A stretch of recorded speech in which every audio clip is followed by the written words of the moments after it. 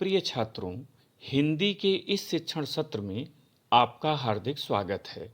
आज हम काव्यखंड के अंतर्गत महाकवि सूरदास द्वारा रचित पद शीर्षक कविता के तीसरे छंद का अध्ययन करेंगे।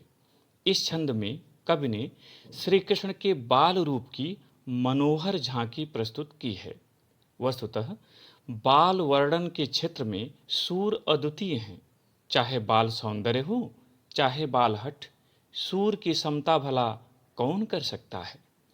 मुख्य पद पर चलने से पहले एक दो उद्धरण का अनुश्रवण कीजिए।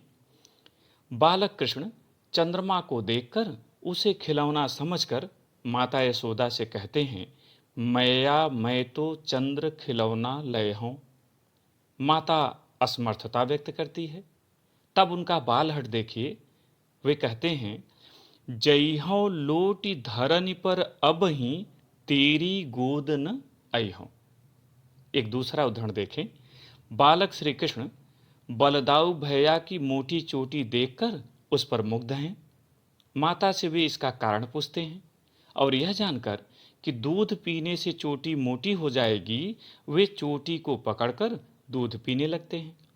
किंतु चोटी मोटी न हुई तो वे माता से कहते हैं, मैया कबही बढ़ेगी चोटी, किती बार मुहि दूध पियत भ, यह अजहू है छोटी। ऐसे ही अनेक मनोरम उदाहरण सूर सागर में भरे पड़े हैं। तो आइए आज हम श्री कृष्ण की बाल छवि का अवलोकन करें। पद देखें।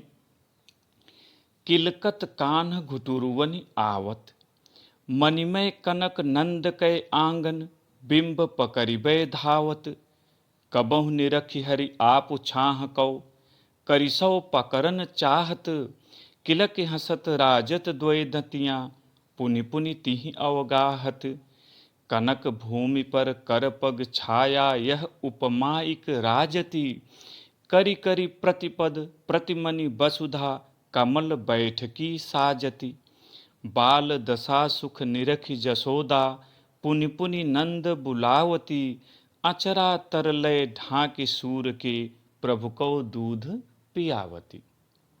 संदर्भ प्रस्तुत सुललित, सारगर्भित एवं मार्मिक काव्य पंक्तियाँ हमारी पाठ्य पुस्तक हिंदी के पद शीर्षक से अवतरित हैं। इसके रचयिता श्री कृष्ण की मुरली की मधुर तान को सुनाने वाले भक्त कवि सूरदास जी हैं। यहाँ प्रसंग देखें। प्रस्तुत पंक्तियों में कवि ने घुटनों के बल चलते हुए बालक श्री कृष्ण के बाल सौंदर्य का मनोरम चित्रण किया है। कठिन शब्दों का अर्थ देखें। किलकत, किलकारी मारना। घुटुरुवनि, घुटनों के बल। मणिमय, मणि से युक्त। बिंब, परछाई। आप, स्वयं।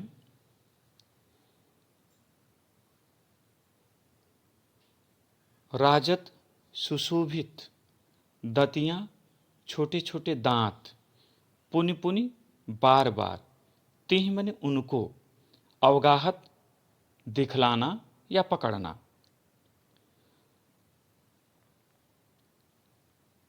अचरा, आंचल। तर मने नीचे। अब व्याख्या देखें। महाकवि सूरदास जी श्री कृष्ण के बाल सौंदर्य का चित्रण करते हुए कहते हैं कि बालक श्री कृष्ण किलकारी मारते हुए घुटनों के बल बाबा नंद के सोने से बने मणिजड़ित आंगन में अपनी प्रतिबिंब को पकड़ने के लिए चले आ रहे हैं। कबहु निरख हरि आप छापू, कभी श्री कृष्ण अपनी ही छाया को देखकर करिसो पकड़न चाहत, उसे अपने हाथों से पकड़ना चाहते हैं। और ऐसा करते समय किलक हंसत, किलकारी मारकर हंसते हैं राजत द्वय दंतिया, और उनके मुख में दो छोटे छोटे दांत जो चांदी के समान श्वेत रंग के हैं, सुशोभित होते हैं। पुनि पुनि तिह अवगाहत, वे उन्हें बार बार दिखलाते हैं अथवा बार बार उन्हीं के प्रतिबिंब को पकड़ने का प्रयास करते हैं। कनक भूमि पर कर पग छाया, यह उपमा एक राजत। सोने की धरती अर्थात स्वर्ण से युक्त, स्वर्ण जड़ित आंगन में श्री कृष्ण के हाथ और पैरों की छाया पड़ती है। उनके पैरों में कमल का निशान है, इसलिए प्रत्येक मणि में एक कमल का बिंब बनता चला जाता है। उसे देखकर कवि कहता है कि यह उपमा इक राजत, यह उपमा अच्छी लगती है, यह उपमान उचित प्रतीत होता है कि करिकर प्रतिपद प्रतिमन वसुधा कमल बैठ की साजत, कि यह धरती प्रत्येक क्षण श्री कृष्ण के लिए बैठने के लिए कमलों का आसन सजा रही हो। बाल दशा सुख निरख यशोदा, माता यशोदा बालक श्री कृष्ण के इस अलौकिक सौंदर्य को देखकर अत्यधिक प्रसन्न होती हैं, खुश होती हैं। पुन पुन नंद बुलावत, और बार बार बाबा नंद को बुलाती हैं, अर्थात इस सौंदर्य के दर्शन के लिए नंद को बुलाती हैं। तत्पश्चात आचरा तरले ढाक सूर के प्रभु को दूध पियावत, अपने आंचल से ढककर सूर के प्रभु श्री कृष्ण को दूध पिलाने लगती हैं। काव्यगत सौंदर्य देखें, चूंकि परीक्षा में आपको संदर्भ, प्रसंग, व्याख्या और काव्यगत सौंदर्य लिखना है।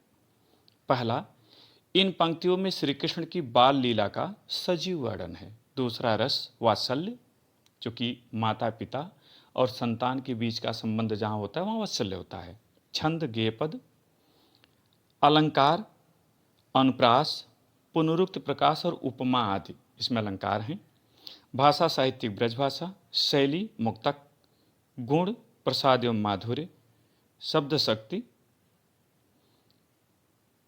अभिधा एवं लक्षणा, भाव साम्य। इसी प्रकार भक्त तुलसीदास ने भी श्री राम के बाल सौंदर्य का वर्णन किया है। क्या वर्णन है उसे सुने। आंगन फिरत घुटुरवन धाये, नील जलज तनु श्याम राम शिशु, जननिन निरख मुख निकट बोलाए। ये राम के बाल सौंदर्य का चित्रण है। आपको इन 9 बिंदुओं में से कम परीक्षा में 5 बिंदु अवश्य लिखना चाहिए। प्रिय छात्रों, मुझे उम्मीद है कि आपको यह पाठ समझ में आ गया होगा। बहुत बहुत धन्यवाद।